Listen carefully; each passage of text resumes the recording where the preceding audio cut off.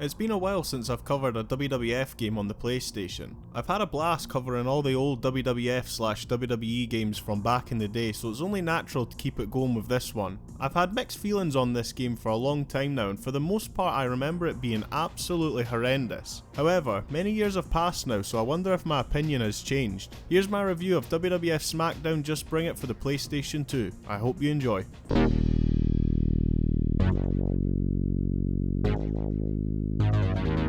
The WWF Smackdown series got off to a good start on the original PlayStation. Of course they had their good points along with their bad, but all in, the two games weren't that bad. This time round though, the Smackdown series would be introduced to a new console that arrived, the PlayStation 2. This was the first console I remember being old enough to be buzzing for the hype around it. Literally just before WWF Smackdown came out, I had already seen the leap that other loved franchises had made from the PS1 to PS2 like Metal Gear Solid and the Grand Theft Auto series. My thought now was, what will the WWF games be like? I remember being teased with adverts for it during live episodes of Raw and SmackDown on TV. It literally got me so buzzing for it. So the date finally arrived, the 16th of November 2001, and the game was released. I remember looking at the box and thinking, oh yeah, we've hit the big time here. The SmackDown series continued using The Rock's phrases as taglines for their games, this time entitled SmackDown Just Bring It. I put the game in and was greeted by this. I really don't know why, but this voice made me feel really uneasy as a kid. The intro video started and holy moly, this is really what the PS2 was capable of. Unlike the previous SmackDown games on PS1, where they just used the real life SmackDown intro as the game's intro, here we have an intro built from the ground up using the game's engine. I remember thinking, this is a massive upgrade from the graphics we had been teased with in the adverts. I mean, come on, still to this day it looks absolutely fantastic and made me even more excited to get a match on the go. I was so used to playing the first two SmackDown games that I never thought it would be possible to get a WWF game to look like the real life product, but I was sat there looking at exactly that. Before we get into the gameplay though, there's a couple of things I'd like to go over first. For start, navigating the menus. It's incredibly easy to navigate through the menus. Everything is nicely laid out and you shouldn't have any trouble finding what you're looking for. Not the greatest looking menu to today's standards, but I've always liked the background effect, almost looking like a steel cage with electric bolts flying through it. The voice that made me feel uneasy will announce absolutely everything you press on. Click on exhibition and you get this. Exhibition. Click on single, you get this. I'm sure you get the point. As much as the voice did make me feel uneasy as a kid, I always remember laughing when clicking on an option that had more than one word like Hell in a Cell. Really adds to the intensity. The first thing I always done as a kid and still do now when getting a new wrestling game is go straight to the character selection to see who I can play as. When you first start up the game there are 36 superstars to choose from with another 8 unlockable superstars, bringing the total to 44, which is a massive downgrade from the previous games on the PS1. I couldn't wrap my head around the reasoning for this at the time, but obviously now at an older age with a better understanding of how things work, they were probably focusing on how to get these games running on a new console. So it gets a pass for me because of that. Of course you have your big names here like Triple H, The Rock, Stone Cold, Undertaker and Kane, along with a lot of mid and lower card wrestlers too. We have a few tag teams here like the Hardy Boys, Dudley Boys, Edge and Christian, along with the APA. Only 4 divas to choose from with Ivory, Lita, Molly Holly and Trish Stratus. So a lot of the same faces from the previous SmackDown game, however there are a few new faces and first times for the SmackDown series, which include William Regal, Raven, Rhino, Tajiri, Spike Dudley, Jerry Lynn and Molly Holly. I remember being so disappointed by this roster on release because if you watch the real life product at the time you will know that the WWF was going through one of the biggest storylines at the time. The invasion angle. After Vince McMahon bought WCW, we began to see an influx of not just WCW guys, but also ECW wrestlers too. So for the time period this game is based on, there are so many wrestlers missing from this. Obviously there are timing limitations, but some of the big names missed out here were part of some really big angles at the time on TV. Wrestlers like Booker T, Rob Van Dam, Diamond Dallas Page, all absent from the game, so really by the time the game had come out the roster was already heavily outdated. Also, before any wido out there says, but Taz and Raven are here, they had already been part of WWF for some time by this point. To be honest, apart from some newer inclusions, it really just feels like a copy and paste job from the previous SmackDown games, just with updated attires and entrance themes where applicable. The weirdest inclusion in the game's roster though has to be Fred Durst. I remember seeing him and Limp Bizkit being credited at the start of the game, but I'd have thought that was just for the right to use Undertaker's rolling theme, but no, he's actually a playable character in the game. If you complete Slobber Knocker with the Undertaker, he then becomes unlocked. He comes out in the car seen in the video for Rollin' along with a full dance routine also. To be honest, it still gives me a bit of a laugh today. While on the subject of entrances, let's talk about them. Entrances are definitely one of the game's strong points. Unlike the previous SmackDown games on the PS1 where we would just get the wrestler coming out with a backdrop of their video behind them, almost resembled them walking on a treadmill. Here we get full motion entrances, from them coming out of the Titantron until they get into the ring. For the most part they got everything spot on, from Triple H spitting his water into the crowd, to Kurt Angle's trademark pose on the ramp. If a wrestler used pyro at the time, then you're going to see it in this. The attention to detail of even some of the lower card guys really stuck out to me. Steve Blackman throwing shapes while coming out, and even William Regal wiping his feet on the ring before entering it was a really nice touch. Tag team entrances look brilliant also, the Dudley Boys pyro going off as they come out, and Edge and Christian acting like complete knobs as they come out. But my favourite has to be the Brothers of Destruction. You have Kane coming out first, making his way down to the ring, and as soon as he hits his pyro, Undertaker's theme hits while he makes his way down on his motorcycle. Shame the wheels don't move, but I remember this as a kid completely blowing my mind. It's little details like this that almost lets you forgive the fact that the roster is as tiny as it is, because as little as it may seem now, having entrances was a complete game changer and I welcomed it with open arms back then. They all come out to their original theme song along with entrance video. Some of these were a complete throwback though. I completely forgot about Stone Cold's theme used in this game for the time period. To fully complete the package with entrances, we also get Howard Finkel announcing the wrestlers as they make their way to the ring. He includes their weight, where they are from, along with their name. It does sound a bit out of place, might be due to mixing or compressed audio files for it, because it doesn't actually sound like he is in the arena. 235 pounds. From the Bowery, New Jersey, Raven. But you can't knock it for their first try. It's a nice added feature which would be highly improved in later titles. You get a small selection of arenas to choose from. These include Raw, SmackDown and Heat. The Insurrection and WrestleMania 17 arenas can be unlocked by playing through Story Mode. Love that WrestleMania 17 entrance, an absolute classic. For all other pay-per-views though, they all just use the same generic backdrop, loosely based on the WrestleMania 2000 entrance, but just with an added ramp. The newly updated SmackDown Fist Arena can also be unlocked by completing Slobber Knocker mode with The Rock, and I think it looks fantastic. For the most part, they all look good. I just wish we could have had more pay-per-view arenas accurate to the real life ones we would have seen on TV instead of them being generic. Now on to the gameplay. I will never forget my first thought when the match started. It looked nothing like the game's intro. In fact, it resembled the PS1 SmackDown games just with updated graphics. Keep in mind I was a kid, and as a kid, you take everything at face value, don't you? I seen the intro and thought that the game must also look this way. Now obviously if I was an adult I'd have a better understanding, but this ruined me at the time. I honestly think it's because of this I'm always so skeptical when new games come out that pique my interest. I really should have known that this is what I was going to get, but as I said earlier, once I seen the intro I just assumed they scrapped the original game we seen in adverts to look like what we got in the intro. Stupid I know, but it is what it is. Now as an adult I can truly appreciate it for what it really is, and that is just like the first two SmackDown games but more polished. Arcadey, fast paced, and pretty enjoyable. I'm going to go over the basic controls in this section, then expand on them further when talking about different match types this game has to offer when relevant. So yeah, if you played the last two SmackDown games on PS1 you'll have no trouble picking this up and playing straight away. You control your superstar using the D-pad. X button is used for striking, and circle is used for grappling moves. You can hold a directional button while pressing either of these to pull off a variety of different moves. So if you hold down while pressing X, that will most likely deliver a kick, and any directional button while pressing circle will make your opponent pull off a grappling move.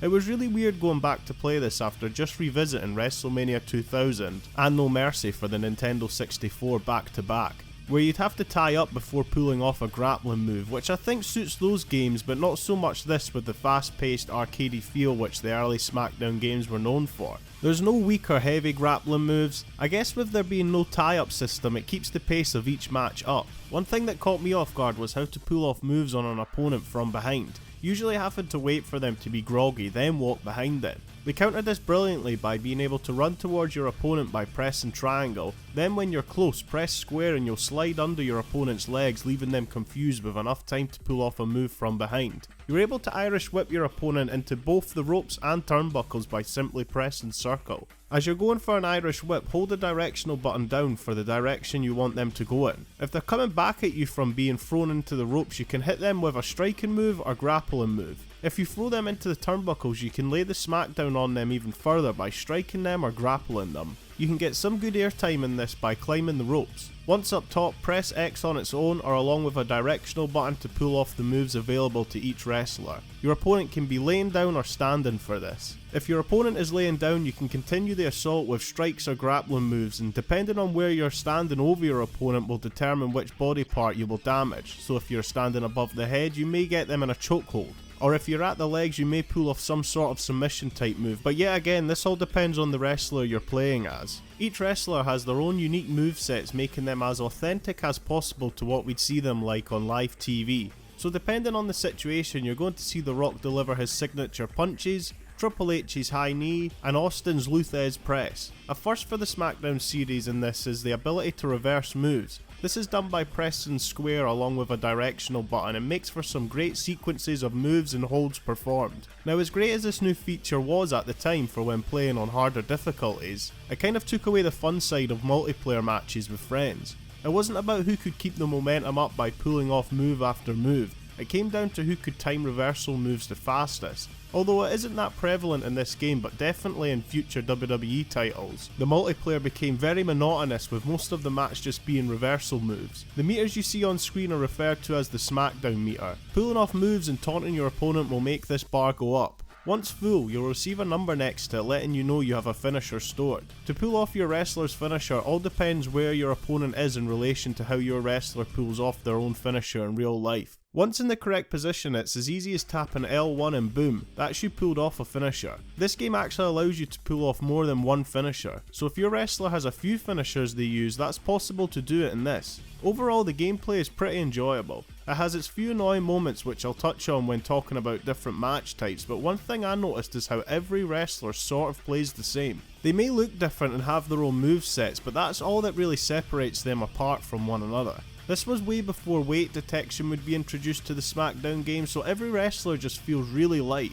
Also, one thing I never mentioned when going over the SmackDown games on the PS1, and can't believe I overlooked it until a great subscriber of mine's John Borgoan, which I hope is how you pronounce it, pointed out to me, and it carries over to Just Bring It as well, and that is the inability of wrestlers selling moves, which I'll definitely touch on more when I talk about match types. Those with a keen eye may notice we now have a real referee in the ring. It's actually one of the most famous referees, that being Earl Hebner. He does everything you'd expect a ref to do, counts you out, counts pins, and you can even interact with him. You can attack him also, but this will result in a disqualification, so just watch yourself. I guess before moving on to match types in this, I should mention the commentary. Since its release, it's sort of become a joke within the wrestling game community. It wasn't the first WWE game where we'd get commentary. We got it in WWF Warzone and WWF Attitude. In this, it's Taz and Michael Cole providing the commentary, and yeah, it's not that great. It appears when they recorded the lines for the game, it must have been done in stages, and then random lines of text would be cut and pasted along with others because they always sound out of place with gaps and pauses in between sentences.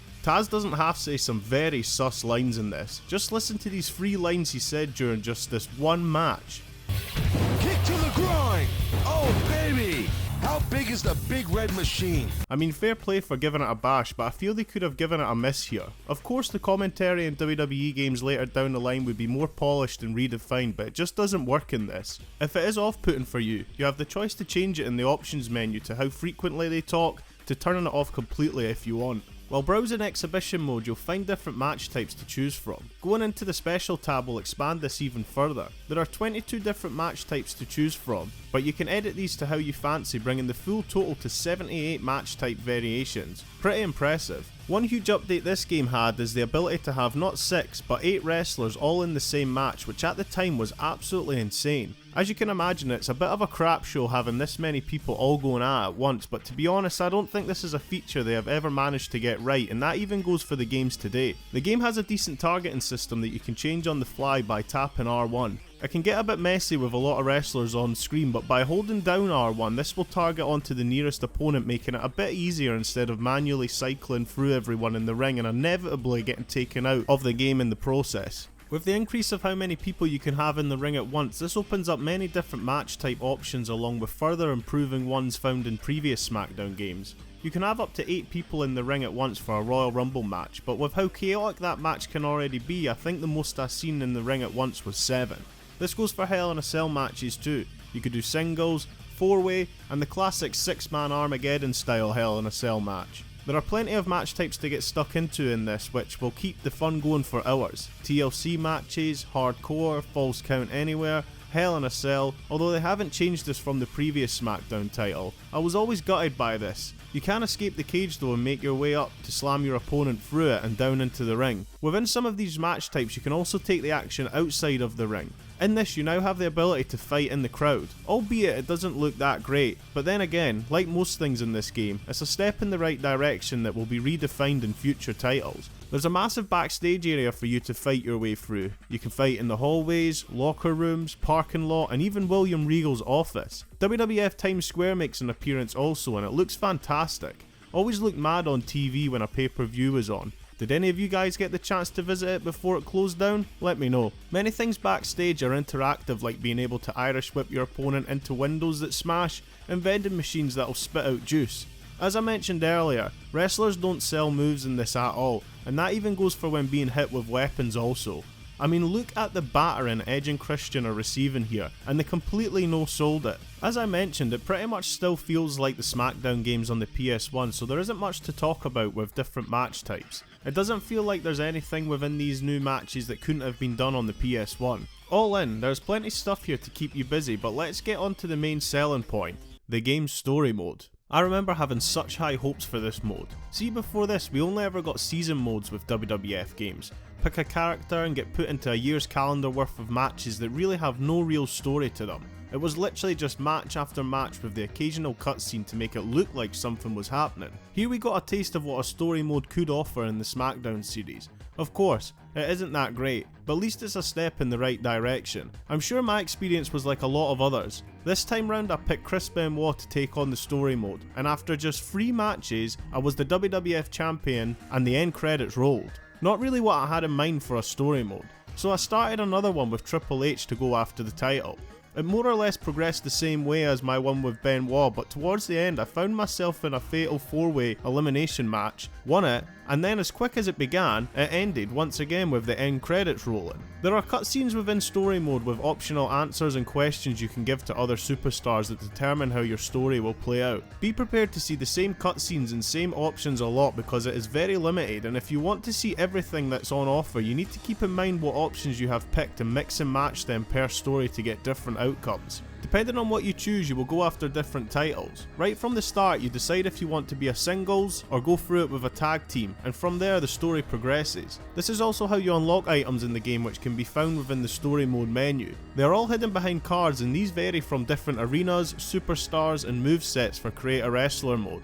If you have zero patience like myself, there are websites online where you can find out how to unlock what you are looking for by following that said path by choosing the correct questions and answers to give. I definitely advise this method if you're looking to unlock everything, because there was 1 or 2 paths to unlock things where you deliberately have to lose a match to continue on to unlock said item. Who's going to go out their way to lose a match on purpose without knowing that's what you actually have to do? I went through the game's story mode 5 or 6 different times for this video, as it really doesn't take that long, maybe 20 to 25 minutes for each playthrough. I got a heads up from a great subscriber of mine saying to go through the game's story mode with Perry Saturn.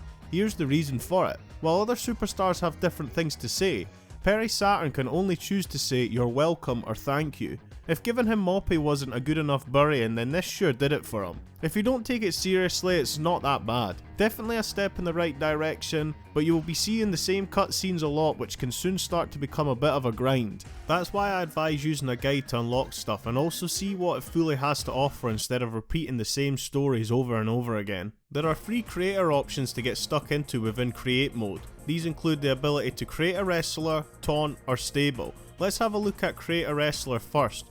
More or less the same from the previous SmackDown games, although at first I was a bit confused by this. Instead of just being able to add an item to your wrestler, you have to go to this bracket and manually select what portion you want to add to your created wrestler. These include face morphing, hair, clothes, etc. There's a lot to choose from, and like I said before, I was never a big fan of create a wrestler mode with the early SmackDown games, or WWF games in general. You can select different abilities which will boost your stats overall, how they wrestle, are they speedy and quick or slow and methodical in matches. If you've got the right mind for it, I'm sure you'll get lost in this mode for a while, but as you can see from my finished product, it's definitely not my strongest point. Next up is create a taunt. It's exactly how it sounds. You can create a taunt for your created wrestler or have one on standby for a future wrestler you may make. Just like create a wrestler, you can go for something serious, or like I did, just take the piss. If you mess around with it enough, I'm sure you can make something that'll have you pissing yourself laughing for ages. Create a stable is pretty much straightforward. Give your stable a name and select up to 5 guys to be a part of it.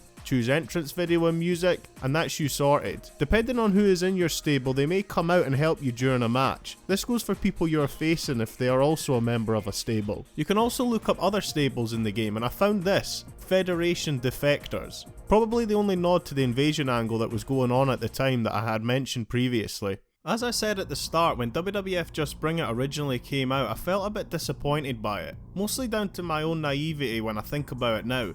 Deep down I knew what I was getting, but when I seen the game's intro, that all changed. The roster let me down because by the time of the game's release it was incredibly outdated. The story mode felt incredibly short for each wrestler you choose, and it left me wanting more. The game certainly does have its rough moments, but now at an older age I can appreciate a lot of what the game has to offer and how it would influence future titles that I still love to this day. Full entrances, a reversal system, the ability to pull off 2 different finishing moves, a referee being in the ring, new match types, being able to hold up to 8 people at once in the ring, and even though it's pretty primitive, the commentary also. All these things started here and would only be improved with later games in the series.